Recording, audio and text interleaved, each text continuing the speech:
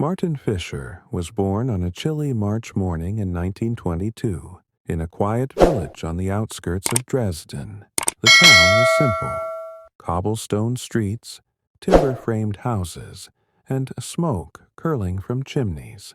His father worked in a local factory, while his mother tended to the home and garden. Life was humble but full of warmth. From an early age, Martin was curious, adventurous, and unusually observant. While other boys ran through fields playing, Martin would watch the trains pass, wondering where they led and who traveled on them. His father often said, "Martin, one day your eyes will see more than your mind can understand." The 1920s in Germany were hard. Food shortages, political unrest, and whispers of the post-war humiliation loomed over everyday life. Martin's childhood was punctuated by neighbors arguing over inflation, factory strikes, and townspeople mourning lost soldiers. Despite all this, Martin found joy in small things: fixing broken toys, helping his mother in the garden, and listening to the radio when stories of faraway lands filled the air. He was too young to understand war yet, but the shadows of history were already approaching. By the age of 12, Martin had developed a resilience beyond his years. He understood that life was fragile, and survival required attention, courage, and quick thinking. Little did he know, these qualities would soon be tested in ways no child should ever face. By 1933, Martin was 11 years old. The world he had known, a quiet village with familiar streets and friendly neighbors, was changing fast. The distant rumble of politics, the speeches on radios, and the marches through town squares filled the air with a tension no child could ignore. Martin noticed it first in the factories. His father returned home later than usual, worried and exhausted. Workers whispered of pay cuts and new regulations. Sometimes soldiers appeared in the streets, their uniforms stiff, their boots echoing against the cobblestones. The village seemed smaller, narrower, and heavier under the weight of unspoken fear. One day, Martin and his friends played near the railway station when the first black and red banners appeared, fluttering in the wind. Men in uniforms passed, their expressions stern. Martin's mother tugged him back home, whispering, "Watch, but do not speak." The boy didn't understand fully, but he felt the change. People who once smiled at each other now passed with cautious eyes. Shops closed earlier. Conversations became whispers. There was a silent war before the real war, a war of fear, obedience, and growing control. At night, Martin lay awake listening to distant voices, the clatter of boots, and the occasional shout from the main street. He imagined what it would be like if war came. Not just the rumors on the radio, but real destruction, smoke, and loss. It terrified him, yet stirred something in his chest. A desire to survive, to protect his family, to be ready for whatever came next. By the end of that year, Martin's innocence had begun to fade.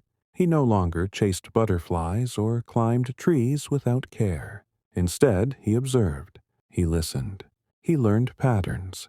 The way soldiers moved, the hours when streets were empty, the safe spots in town. The boy who once only played was now becoming a young survivor, in a world growing darker by the day. The war hadn't started fully yet, but for Martin, the shadows had already arrived. By 1939, Martin was 17 years old.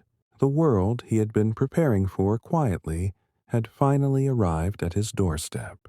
Germany had mobilized, and whispers of invasion, conscription, and conflict now echoed through his town. Martin's father had been called to work extra shifts in the factory, producing supplies for the army. His friends began disappearing from school, called into paramilitary training. Then came the first air raid. Martin remembered the day vividly. The sky was clear, the sun bright. Yet the hum of approaching planes sent a shiver through the village. Families scrambled into cellars and basements, their faces pale with fear. The ground shook with each distant explosion.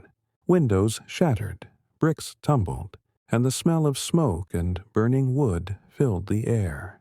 Martin's heart pounded as he clutched his mother's hand, dragging his younger sister into the safety of a cellar. The darkness was suffocating. Dust and soot coated everything. People whispered prayers, cried softly, or sat silently, staring at the walls as if hiding from fate itself. For Martin, this was the first real taste of war.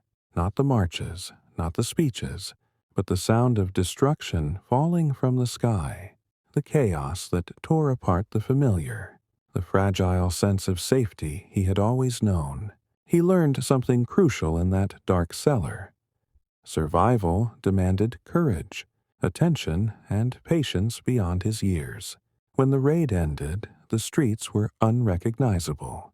Roofs were destroyed, chimneys lay broken, and smoke lingered like a shroud over the town. Martin helped his mother and sister navigate through debris, carrying the younger children, checking for fires, and making sure no one was trapped. Every step was a lesson in danger. That night, as Martin lay awake, he realized the world had changed forever. Childhood innocence was gone. He would now have to grow faster, think smarter, and move more carefully than ever. The first raid had come, and it was only the beginning. Martin Fischer, once a boy playing in the fields, was now a witness to the horrors of modern war. By 1940, Martin Fischer was 18, and Dresden was changing rapidly under the weight of war. The first raids were over, but the city was far from safe. Shops were empty. Factories had shifted to military production, and food had become scarce. Hunger was now a constant shadow, gnawing at the bellies of civilians, young and old alike.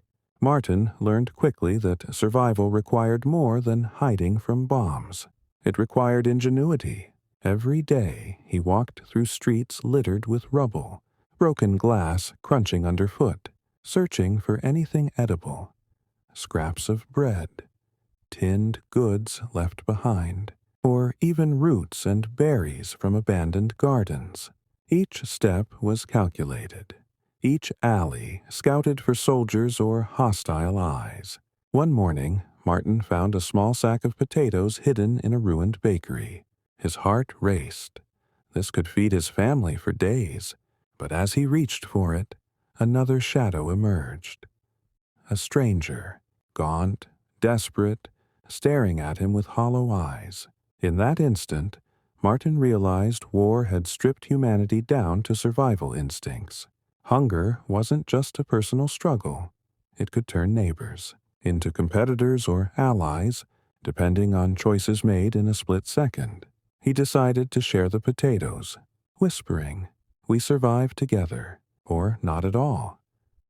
That small act of humanity forged trust. And soon, Martin found a small group of civilians he could rely on.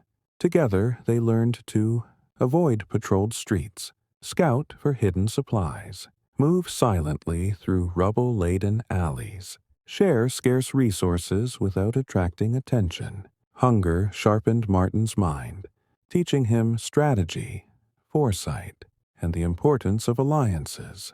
Each day became a game of calculation. When to move, where to hide, what to risk. By the end of 1940, Martin was no longer just a boy walking Dresden streets. He had become a survivor shaped by hunger, fear, and the relentless pressure of war. Each day tested his endurance and morality, lessons that would define the man he was becoming in the years to come. By 1941, Martin Fischer had grown into an 19-year-old who no longer resembled the carefree boy of his childhood. The war had scarred Dresden, and civilians were constantly on edge. Bombed-out streets, shattered homes, and lurking soldiers had become the backdrop of every day. Martin realized survival wasn't just about hiding. It was about alliances, trust, and courage. One night, as Martin scavenged for food near the outskirts, he discovered a group of neighbors hiding in a partially destroyed basement. The cellar was cramped, dark, and smelled of damp earth, but it was safe from the patrolling soldiers above. Without hesitation, Martin guided them inside, sharing his knowledge of safe routes and hidden passages. He quickly became a leader in miniature, organizing food rationing, establishing lookout rotations, helping the elderly and children navigate dangerous streets, planning scavenging trips for necessities. During one of these trips, Martin encountered a young boy, no older than 10, shivering under a ruined wall. His parents had been killed in a bombing. Without thinking, Martin offered his own coat and led him to the basement. That night, as the group huddled together in the dark, Martin whispered, "We survived together. That is how we beat this war." The basement became a microcosm of wartime humanity. Fear, resourcefulness, courage, and fragile hope coexisting under constant threat. Martin realized that true survival required not just skill, but empathy and leadership. Every day brought new dangers. Soldiers searching for hidden civilians, fires breaking out from stray bombs, and the ever-present hunger gnawing at everyone. Yet Martin thrived in this chaos, learning to move quickly, think strategically, and protect those who depended on him. By the end of 1941, Martin was no longer just a boy surviving. Dresden. He had become a young man hardened by war, a leader of the weak and a protector in the shadows. Winter 1942 arrived with a cruel, icy hand. The city of Dresden, already scarred by years of war, now lay under a thick blanket of snow. Streets Martin once navigated cautiously were now slippery, broken, and treacherous. The cold was more than uncomfortable. It was deadly. Frostbite and hypothermia claimed lives as surely as bombs did. Martin, now 20, learned to adapt or perish. He layered whatever clothing he could find, sometimes reusing rags from abandoned homes, sometimes stealing blankets from empty buildings. He learned to keep moving to survive. Every step through the snow was a calculation of distance, speed, and cover. Food had become almost impossible to find. Scavenging trips turned into life-or-death missions. Martin would risk patrols, frozen rivers, and unstable rooftops to gather potatoes, bread, and scraps of meat. Once, he found a half-frozen loaf near a collapsed market stall. As he ran back to the basement, he nearly collided with another survivor. After a tense standoff, he shared it, knowing that trust could mean the difference between life and death. The nights were the harshest. The wind howled through broken windows, carrying distant sounds of gunfire, patrols, and dying fires. Martin would lie awake, watching the dark sky, listening to whispers of other survivors, and remembering friends who had not survived. He became a student of the cold, learning how to conserve warmth, ration food, and move silently over ice-covered streets. By the end of that winter, Martin had become a master of survival. He was no longer just a civilian boy. He had grown into a young man hardened by cold, hunger, and fear, capable of navigating war-torn Dresden with intelligence, caution, and courage. By 1943, Martin Fischer was 21, and Dresden had become a city of ghosts. The war was escalating, and Allied bombings intensified. Civilians huddled in basements, cellars, and abandoned shelters, but nothing felt safe. Smoke and fire became constant companions, and every day was a battle between survival and despair. It was during a routine scavenging trip that the firestorm began. the first sirens wailed through the city, followed by the terrifying roar of aircraft engines. Martin had learned to anticipate danger, but this was unlike anything he had experienced. The sky darkened as bombs rained down, setting entire blocks ablaze. Screams echoed through the streets, mingling with the shattering of glass and the roar of collapsing roofs. Martin's instincts took over. He grabbed his younger sister, pulling her through narrow alleys that were barely visible through smoke. Ash fell like snow, coating the ground, and every step threatened collapse or injury. Civilians ran aimlessly, some with nothing but the clothes on their backs, others carrying the remnants of their lives. In the chaos, Martin came across a mother trapped under rubble, her cries piercing above the firestorm. Without hesitation, he pried the debris away and carried her to safety, teaching her to trust in his guidance.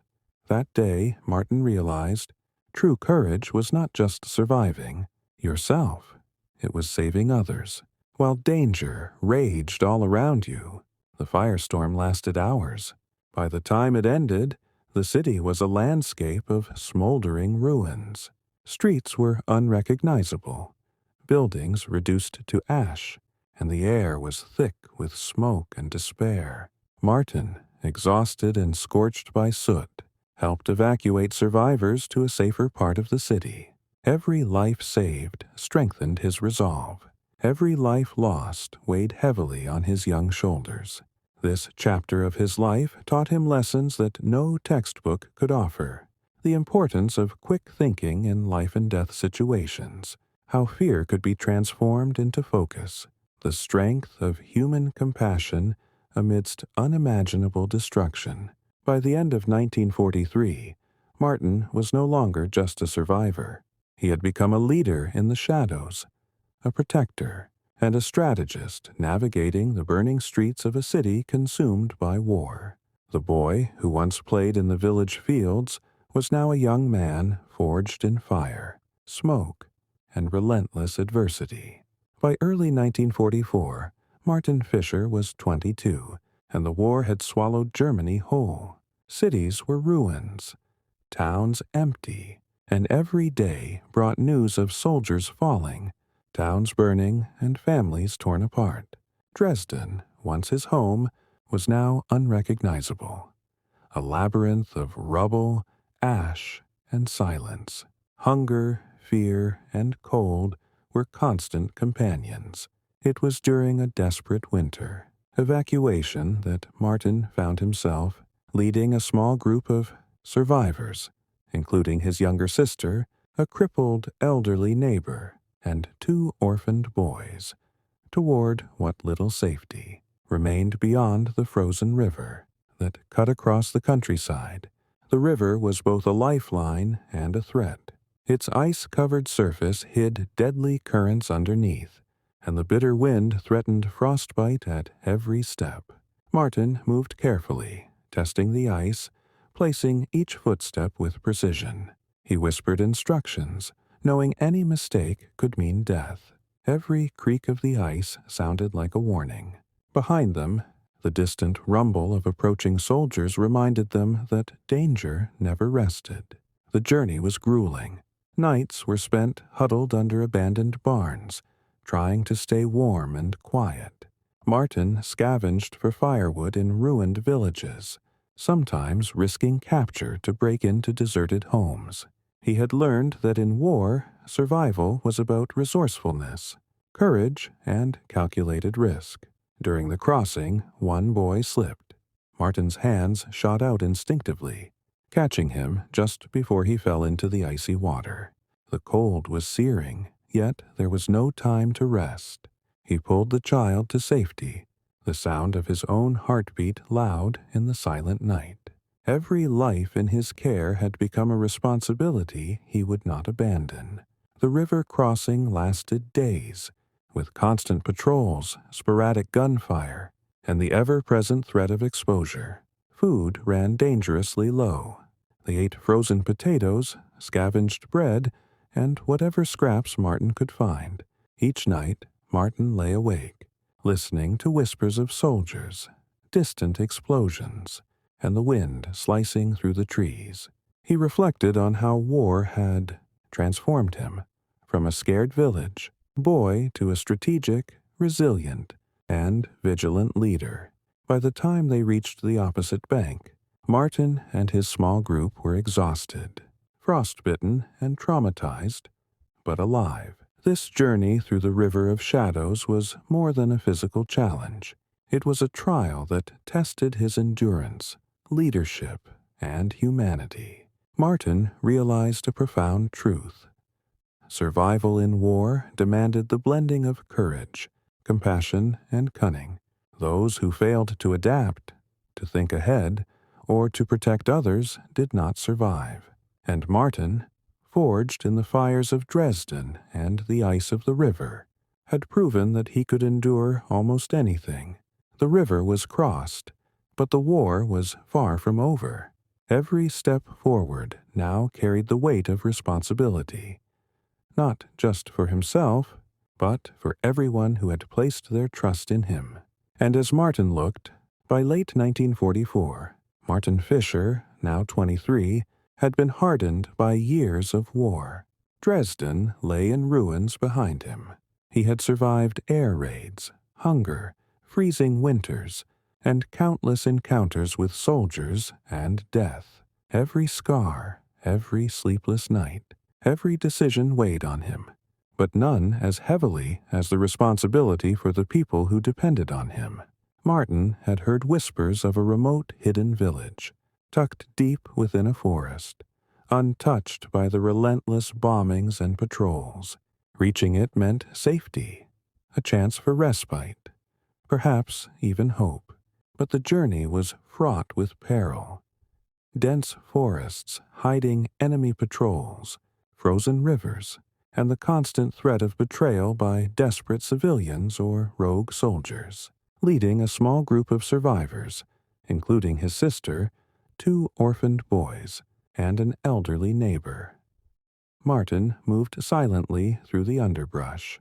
Every snap of a twig, every rustle of leaves could alert enemies nearby. Hunger gnawed at their bellies, frost-biting winds bit their faces, and fear sat heavily in their chests. On the 3rd night of the trek, Martin's group encountered a German soldier separated from his unit. Suspicion ran high. Martin had to act quickly, balancing caution with empathy. He offered the soldier food and shelter, gauging trust with subtle gestures. The soldier eventually joined them, adding strength but also tension. Every decision mattered. A single mistake could mean death for all. The hidden village itself was a miracle.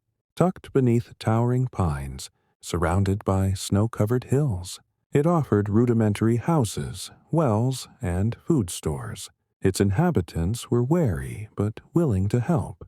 Martin negotiated, shared intelligence about patrols, and organized their group into safe routines, rotating lookouts at night, daily rationing and food collection, teaching the children survival skills. Keeping morale high despite constant fear, Martin's leadership became legend among the survivors.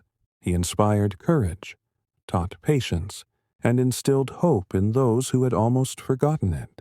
Yet the trauma of the past years lingered. Each night, as he watched the firelight dance across frost-covered faces, he remembered the friends he had lost, the screams in the streets, and the endless march through smoke and ruins. By December 1944, Martin had transformed fully from a scared village boy into a battle-hardened, wise, and compassionate young man. The hidden village was a sanctuary, but Martin knew that the war was far from over. Allied forces were advancing, and Germany itself was crumbling under relentless pressure. Each day, new threats emerged. Deserters seeking shelter, enemy patrols near the forest, and the ever-present hunger for survival that would not relent. The hidden village chapter of Martin's life was a testament to human resilience. It showed that even in the darkest times, courage, leadership, and humanity could prevail. And yet, Martin understood a harsh truth. Survival was temporary. War was merciless. By early 1945, Martin Fischer was 24 years old. The war that had swallowed his childhood, adolescence, and early adulthood was finally nearing its end. But Germany itself lay in ruins. Dresden, once a city of cobblestones, timber-framed houses, and childhood laughter, was now a skeletal shadow of itself. Buildings were shattered, streets were unrecognizable, and the air smelled of ash, smoke, and loss. Martin had survived everything the war could throw at him. Air raids, hunger, freezing winters, marauding soldiers, and the constant weight of responsibility for those who depended on him. His hidden village had given him temporary safety, but now Allied and retreating German forces clashed all around him. Every day was a careful navigation of chaos, danger, and the unknown. During one particularly bitter winter morning, Martin led a small group back toward Dresden. His younger sister, now 16, clung to his hand tightly, trusting him implicitly. The orphaned boys had grown quiet, their childhood stolen by war, but their eyes mirrored the resilience Martin had instilled in them. Walking through the ruins, Martin reflected on the journey that had brought him here. The boy who once chased trains and played in village fields had been transformed by hunger, fear, responsibility, and unrelenting tragedy. He had learned lessons no textbook could teach. As they reached a vantage point overlooking Dresden, Martin paused. Smoke still rose from smoldering ruins.